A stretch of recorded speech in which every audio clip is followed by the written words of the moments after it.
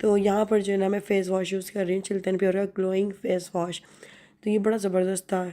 इसको मैंने face wash किया, मेरी स्किन इतनी ज़्यादा कोई आप समझ लें स्मूथ और ड्राई हो गई थी, और ऐसा लग रहा था मैंने अपने फेस पे क्रीम लगाई हुई है बाकायदा ना, या बीबी क्रीम लगाई हुई है।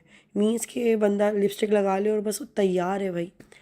साधु साधु सी रहती हूँ मैं घर में तो ना मैं यही सोची थी यार ये वाला फेस वॉश ना मैं अपने पास पूरा बंडल मंगवा के रख लूँ, क्योंकि इसके रिज़ल्ट बड़े ही कमाल के थे कसम से।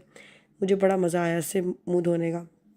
इसके अलावा मज़े की बात कि फ़ेस वॉश करने के बाद ना मतलब मुंह पे कुछ लगाने की ज़रूरत नहीं है, बड़ी सॉफ्ट भी हो जाती है और स्किन बड़ी स्मूथ और ड्राई हो जाती है। ये आपको चिल्टन प्योर के पेज से मिल जाएगा, डिस्क्रिप्शन में लिंक दे देती हूँ, वहाँ से ऑर्डर कर लीजिएगा।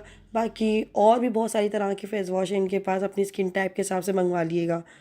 ये मेरी स्किन की टाइप जो है ना, मेरी स्किन टाइप कुछ ऐसी है कि आप समझिए कि कभी कभी बहुत ड्राई हो रही होती है और कभी कभी बहुत ज़्यादा ऑयली हो रही होती है, पता नहीं चल रहा होता कि भाई चाह क्या रही हो।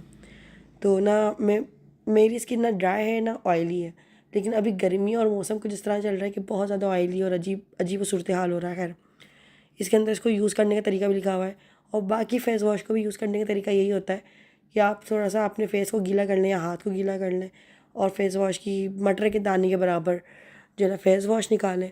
देन अपने फेस की ना 1 से 2 मिनट तक आपने हल्के हाथों से मसाज करनी है। ये नहीं कि बस जल्दी जल्दी लगाया और जल्दी जल्दी धो लिया, ऐसे बस आपका मुंह जो है ना धुल जाएगा, साफ़ नहीं हो पाएगा।